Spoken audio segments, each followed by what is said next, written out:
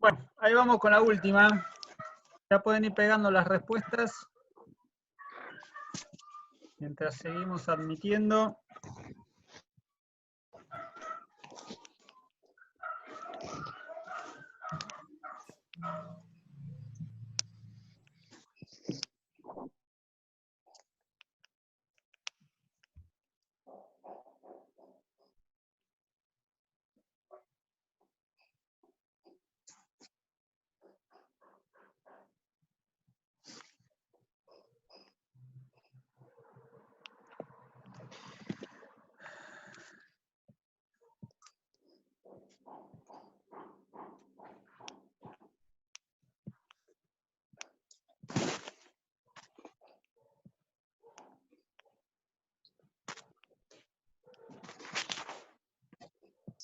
Análogos. Yo cuando en algún fallo los jueces de la corte fallan y dicen que los tribunales inferiores deben seguir los fallos, o sea, como ellos fallaron, no sé cómo explicarlo. En los casos análogos. Sustancialmente análogos, dice la Corte. ¿Podría poner la interpretación de la intención y o voluntad del autor? Sí, pero ojo que ese método se suele referir a la intención del legislador a la hora de hacer la norma. Claro, hay otro también que es del legislador, me parece. Del No, legislador perfecto, ese también. no la intención del tribunal a El la hora jurista. de resolver. Está No se bien. usa estrictamente para eso, porque vos pensás que son métodos de interpretación de la ley, digamos. Sí. Gracias. De nada. Bueno, ¿estamos? ¿Avanzamos? Empiezo a leer.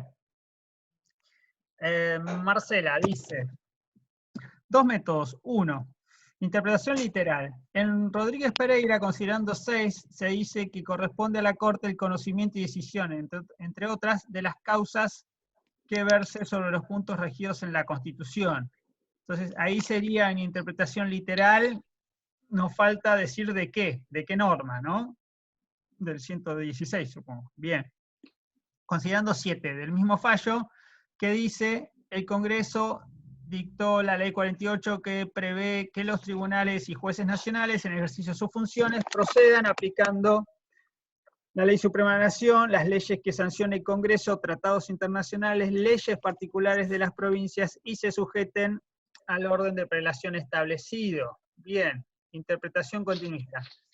Una aclaración para Marcela et al, es decir, todo el resto. Cuando digo interpretación literal, tengo que explicar qué entiendo yo que quiere decir una interpretación literal, en qué consiste una interpretación literal. Es decir, tengo que explicar el método y después decir cómo se aplica en algún caso en concreto. O sea, no me basta decir, la Corte aplica este método en este caso, tengo que explicar el contenido de ese método. Bien, 2, interpretación continuista. Consiste en, acá sí está la explicación, ¿ves? Consiste en adecuar sus decisiones precedentes de la propia Corte en la materia y en tanto no medien razones que hagan ineludible su modificación. Bien, bien la explicación. Fallo Cerámica San Lorenzo. Vamos, el ciclón. Inciso 2, donde dice, si hay casos análogos hay que conformarse con los precedentes de la Corte.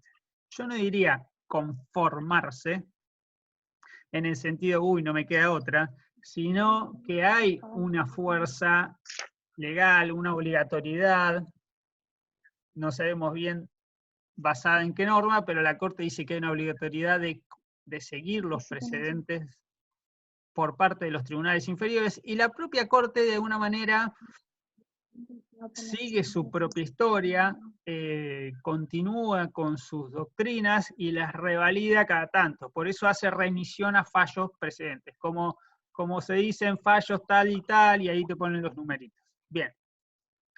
Que no hay argumentos nuevos que justifiquen modificar su posición sentada por el tribunal. ¿Qué quiere decir una posición sentada? Estaba descansando la posición. ¿Qué quiere decir? Rita dice, interpretación hermenéutica literal es la misma doctrina de la Corte y la norma dinámica teniendo en cuenta la época para actualizar la norma. No entendí nada, Rita. Voy de vuelta.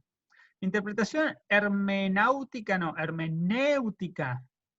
literal es la misma doctrina de la Corte. Y la norma dinámica, teniendo en cuenta la época para actualizar la norma.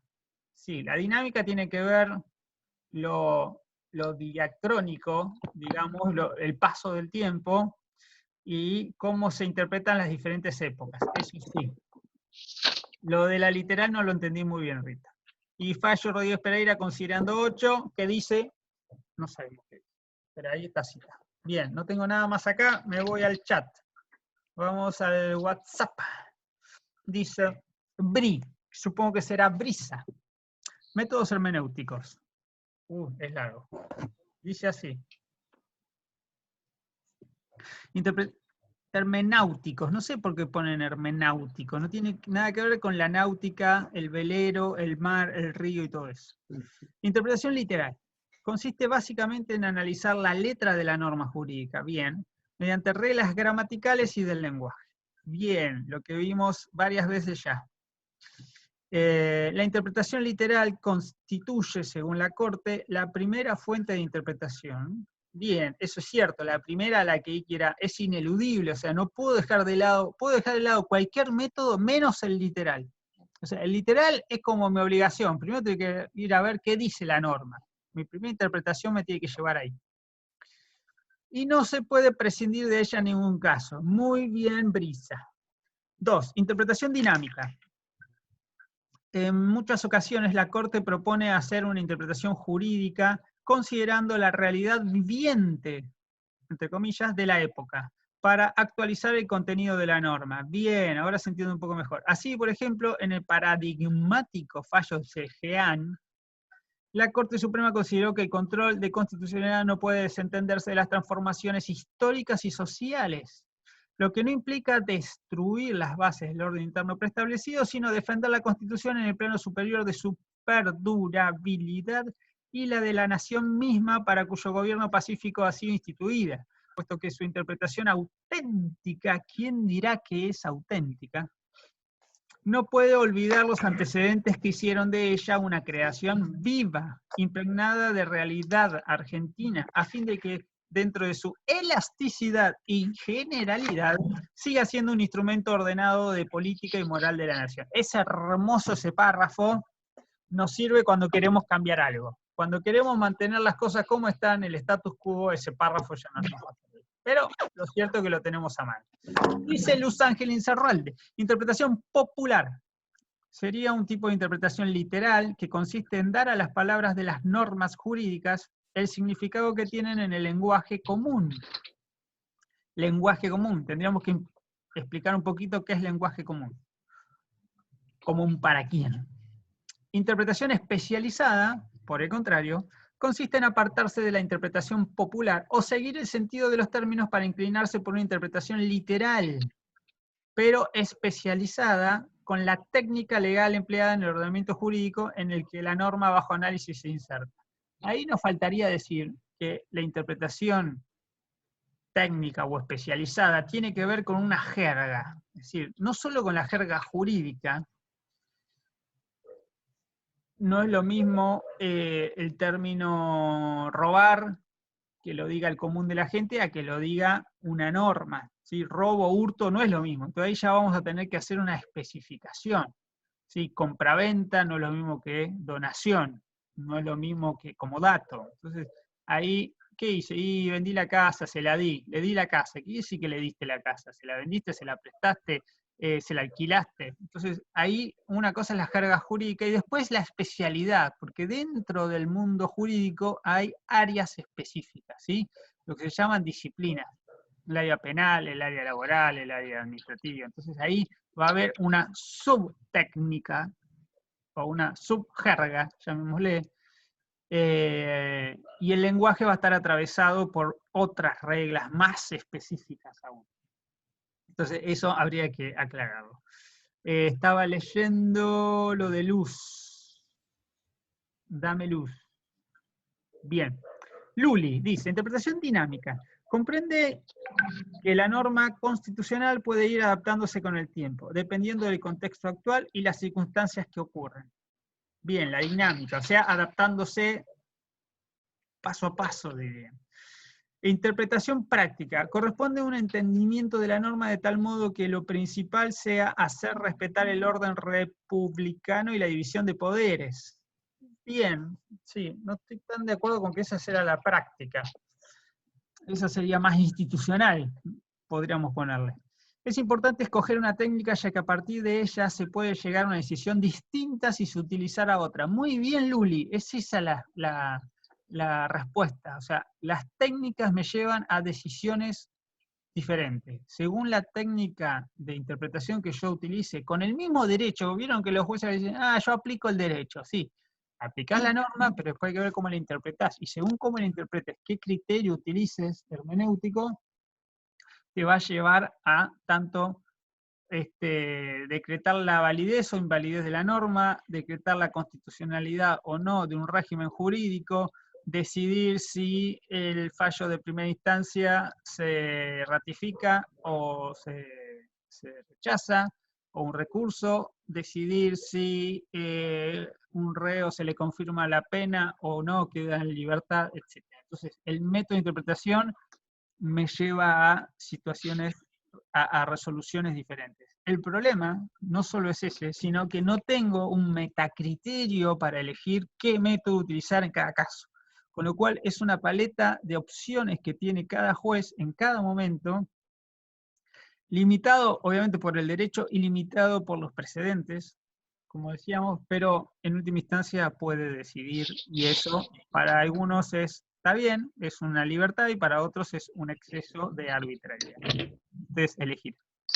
Sigo con Luli y 3 estrellas. Por lo tanto, la resolución de un caso depende de la interpretación escogida. Por ejemplo, en el fallo Fernández de Kirchner, muy bien, el último fallo, se dio una interpretación práctica, de tal modo que lo que prevaleció fue el respeto a las propias facultades que tiene el Congreso como uno de los 3 poderes. Bien, ese era el obiter dictum que decía, cada uno de los poderes, y en este caso el Senado, es autónomo para interpretar sus propios reglamentos de funcionamiento. Muy bien. Si hubieran utilizado otra interpretación, como la dinámica, quizá podrían haber fallado admitiendo el pedido de la vicepresidenta y emanando una declaración de certeza. Bien, muy bien, Luli, me encantó. Vamos a Maru. Maru dice, primer método, interpretación justa y racional, donde la Corte propone que los jueces pueden apartarse de las palabras de la ley, ya que el espíritu que la nutre ha de determinarse en procura de su aplicación racional. Voy de vuelta. Se me fue. Estaba con Maru. Donde la Corte propone que los jueces pueden apartarse de las palabras exactas de la ley, ya que el espíritu que la nutre ha de determinarse en procura de su aplicación racional. Claramente, cuando hablamos de espíritu, lo mismo que hablar de sexo de los ángeles, ¿sí? Es puras patrañas, pero muchas veces se recurre a ello. ¿Qué será el espíritu de una norma? Y llamarlo justa y racional, ojo que lo que es racional para mí puede no serle para otro. Bien, ejemplo, fallo Rodríguez Pereira, donde el tribunal procede de oficio un daño indemnizatorio, al reconocer, supongo, un daño indemnizatorio superior, aunque no fue pedido de parte por considerar que habría una vulneración de los derechos constitucionales del accidentado, considerando la insuficiencia del resarcimiento que se obtiene según el sistema especial examinado en relación al daño que se propone reparar. Bien, me faltó una. Entonces decíamos, esta es una interpretación justa y racional. Bien, acá la Corte sí hace una modificación del alcance de la indemnización por aplicando un criterio superior que es el de el no dañar a otro, y si lo dañás tenés que reparar el daño, y esa reparación, dice la Corte, debe ser integral. Con ese criterio, con esa matriz, si se quiere, de interpretación, después da vuelta al fallo, da vuelta no, amplía la interpretación. ¿Por qué eso es justo y racional? A mí no me queda claro, pero podrán argumentarlo. Sigo, María Cristina, método hermenéutico, corresponde a una técnica de interpretación de escritos, obras de arte, etc. Bien. En el caso de la Corte se refiere a los diferentes criterios de interpretación constitucional que los jueces tienen a su disposición para llegar a un resultado. Bien. En mi caso voy a referirme a dos. Interpretación continua. Se refiere a que los jueces de tribunales inferiores deben seguir la resolución de la Corte, ya que falló en casos anteriores cuando sean sustancialmente análogos y no desviarse de esa interpretación. Sustancialmente análogos. Bien, en caso de hacerlo y considerarse que existe un error, debe justificar con la argumentación válida. Bien, justificar de manera robusta, ¿no? Ejemplo de este criterio, fallo Viñas. Bueno, hay que explicar por qué el fallo Viñas es un ejemplo, en qué considerando, ¿sí? Eso estaría bueno que lo tengan bien claro. Interpretación dinámica. Propone hacer una interpretación jurídica teniendo en cuenta la realidad de la época para actualizar el contenido de la norma. Bien. Ojo con eso, el contenido va a ser siempre el mismo. Yo lo que actualizo en todo caso es el sentido que le doy a través de la interpretación. Yo no cambio. Para cambiar el contenido tengo que modificar la norma, ¿sí? Tengo que derogarla, tengo que hacer una modificación parcial a través de otra norma. Es decir, este es el caso de Sellan, en el que la Corte consideró que el control de constitucionalidad no puede desentenderse de las transformaciones históricas y sociales sin que ello signifique destruir las bases del orden. Bueno, ya lo leímos. Digo, pero ojo, Sellan, la Corte no modifica la norma del Código Civil que impedía romper el vínculo matrimonial. Lo que hizo es interpretar de una manera diferente el contexto en el que esa norma debía ser aplicada en ese momento. Bien, soy Micaela, Brigitte, no Brisa. Hola Brigitte. Bien.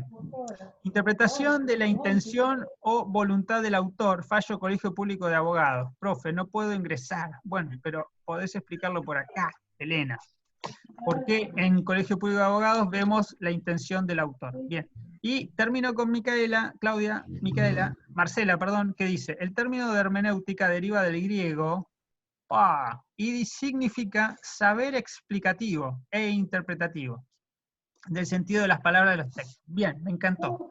La fundamentación en el fallo de F. Kirchner dejó en claro la división de poderes y el texto, el cual debe extraerse todo lo relacionado a la función del Congreso, Poder Judicial, Poder Ejecutivo, en voto mayoritario. Dejó claro que la Corte tiene sus fundamentos para realizar las funciones para poder legislar en caso extraordinario como el que estamos viviendo. Bien. Se puede utilizar en casos análogos. Ejemplo, en Rodríguez Pereira, el Estado actúa de oficio por el control de convencionalidad según el daño a indemnizar. Es holístico, es decir, integral, y no solo físico. Te metió significado griego y después la psicología holística. Bien, vuelvo al Zoom. ¿Tengo algo más en el Zoom? A ver que no haya leído. Sí, tengo algo más. Vamos. ¿Dónde estaba? Acá, continuista, la leí, considerando 8, Brigitte, bien, profe. Interpretación literal consiste en analizar la letra de la norma jurídica, es la primera fuente, bien. El 2, textual, Sí, dice, interpretación continuista, consiste en adecuar sus decisiones a los precedentes de la propia Corte. Ejemplo, Viñas, eso ya lo habíamos visto, dice Jean. Alejo, dice... Alejo, estás escribiéndome a mí nomás, ojo. Los métodos interpretativos de las normas están al uso de todos los magistrados para que ellos puedan entender el dogma y aplicarlo de la forma en que crean justo en un caso particular. Bien, dogma, el dogma jurídico. Considerando 16 voto mayoritario del fallo CFK. Muy bien, vamos a ver qué dice la Corte en CFK. El magistrado realiza una interpretación dinámica que se adapta al momento en el que se vive, de la construcción normativa, lo que hace que se pueda realizar por la necesidad con la que entiende debe referirse, un pronunciamiento de igual forma, por más que fuera discutible su razón de ser como causa. Le doy vuelta porque no entendí. El magistrado realiza una interpretación dinámica, que se adapta al momento en que se vive, bien, de la construcción normativa, lo que hace que se pueda realizar por la necesidad con la que entiende debe referirse, realizar un pronunciamiento de igual forma, por más que fuere discutible su razón de ser como causa. Por la pandemia y por la conmoción a nivel mundial, debe dejarse de lado lo estricto, sin dejar de dar rechazo al pedido, pero llevar un pronunciamiento muy parecido al estilo de una opinión consultiva. Sí, ojo con eso. No es que sea una opinión... Uy, hay gente esperando. No es que sea una opinión consultiva, sino que es un obiter dictum. Es parte de una resolución judicial, pero dicho a otros poderes. No hace el holding, no hace efectivamente a la parte resolutiva, mejor dicho, de si admitir o no la acción declarativa, pero tampoco es una opinión, no es una mera opinión. A su vez, considerando 7 de la disidencia parcial de Rosencrantz, presidente de la Corte, realiza una interpretación literal de los preceptos que mantienen la necesidad de una causa, caso o controversia, dando su argumento en base a la letra exacta de la norma, denegando la declaración por el mero hecho de que se discute, primero hecho de que se halle discutible el concepto de caso. Bien. Sayuri dice, interpretación literal, hace a la textualidad de la norma. Alguien anda con un micrófono prendido y haciendo ruido. Interpretación literal, hace a la textualidad de la norma. Es entender la norma jurídica tal como está plasmada en palabras. Bien. Interpretación dinámica. La norma debe adaptarse a la época y al contexto. Es importante escoger una técnica ya que las interpretaciones discrepan muy bien y son contradictorias, peor. Y no tendría sentido utilizarla en la misma argumentación. Además, ayuda a definir qué efecto va a tener la resolución judicial. Hay fallos de la Corte donde usa 2, 3, 4 métodos interpretativos. Es más, te lo dice abiertamente. Mire, si no le gusta este hilo argumentativo, vaya por este otro. El final va a ser el mismo. Entonces te da 2 o 3 variantes, tipo, elige tu propia aventura. Los más jóvenes no saben de qué hablo, los más viejos. Ejemplo, en el fallo Aramayo sobre la restitución de su función, se encuentran estas 2 interpretaciones mencionadas antes. En el considerando 6 se encuentra la dinámica. La aceptación del reclamo formulado afectaría la regularidad de la transición al normal funcionamiento de las instituciones republicanas. Y en el considerando 2 del voto caballero se ve la interpretación literal. Que los pedidos del presentante, aun cuando pudieran constituir materia justificable, son ajenos a la competencia original de la Corte.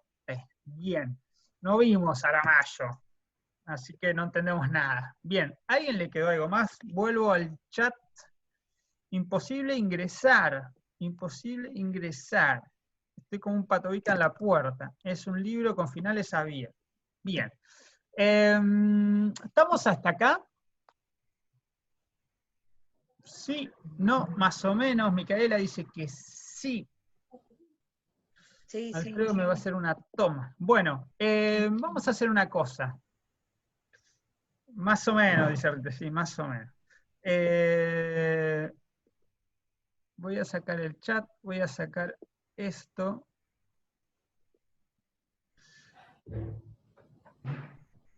Díganme si pueden ver la pantalla.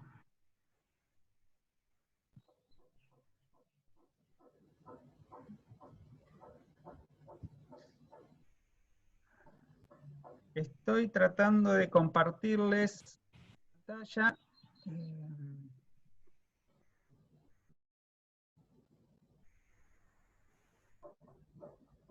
Ahí se ve la pantalla, profe. ¿Se ve? Perfecto. Bueno, ahora me fue. Acá. Bien. Minuto final. Recuerden, clase que viene vamos a ver los trabajos prácticos y la otra tenemos el examen. Y ahora llegó el minuto final literario. En el momento de pandemia, todos estamos en casa y reflexionamos un poco más, introspectamos un poco más, y nos agarran angustias y nos agarran preguntas existenciales. Entonces, en este marco vamos a ir a 1962. Un joven de 20 años en Estados Unidos se le ocurre escribir una canción. Tenía 5 minutos, escribió una canción. La canción quedó para la historia.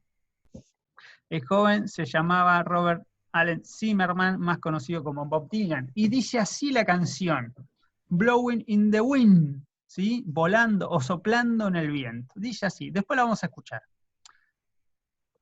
¿Me escuchan, no? Bien, dice así. Sí. Dice así. Bueno, podemos cerrar los ojos y escuchar. ¿Cuántos caminos debe recorrer el hombre, un hombre, antes de que le llames hombre? Entre comillas. ¿Cuántos mares debe surcar una blanca paloma antes de dormir en la arena? ¿Cuántas veces deben volar las balas de cañón antes de ser prohibidas para siempre? La respuesta, amigo mío, está flotando en el viento. The answer, my friend, is blowing in the wind. ¿Cuántos años puede existir una montaña antes de que sea arrasada por el mar? ¿Cuántos años pueden vivir algunos antes de que se les permita ser libres? ¿Cuántas veces puede un hombre girar su cabeza y fingir que simplemente no la ha visto? La respuesta, mi amigo, está volando en el tiempo. The answer, my friend, is blowing in the wind. ¿Cuántas veces debe un hombre levantar la vista antes de poder ver el cielo?